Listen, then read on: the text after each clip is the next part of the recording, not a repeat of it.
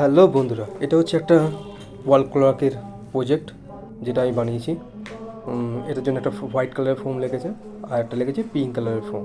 তো এর সাথে আমাদের লাগবে কি, আপনাদের যদি বাড়িতে থাকে একটা 1 2 3 4 করে এরকম যদি ওয়াল ক্লকের এরকম যদি থাকে তো ভালো, নাহলে আপনাদের সেটা ড্র করে নিতে হবে। তার সাথে আমাদের কী কী লাগবে, কাঁচি লাগবে একটা, আর হচ্ছে গ্লু লাগবে, আঠা লাগবে।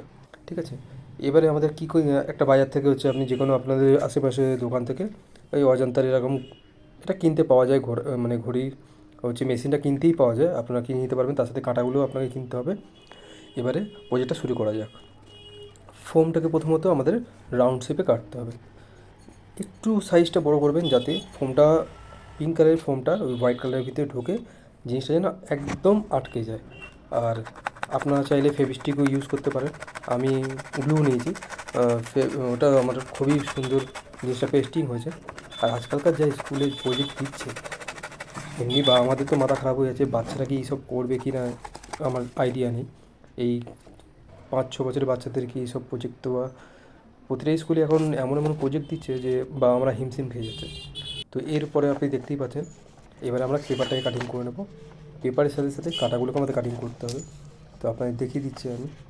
আপনারা যদি থাকে আপনাদের কাছে এরকম 1 2 3 4, তো আপনারা কাটিং করে লাগিয়ে নেবেন, নাহলে আপনাকে ড্র করতে হবে একটা হোয়াইট পেপারে করে।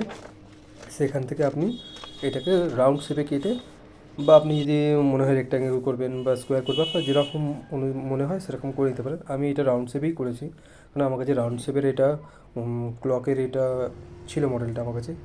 তো দেখুন কেমন হলো। এটা আমি সবে পেস্টিং করে রেখেছি। এটা হচ্ছে শুকানোর পরে কেমন লাগবে আপনাকে দেখিয়ে দেবো। পেস্টিং করেছি আমি, কাঁটাটা লাগিয়েছি, দেখুন কাঁটাটা মুভিং হচ্ছে।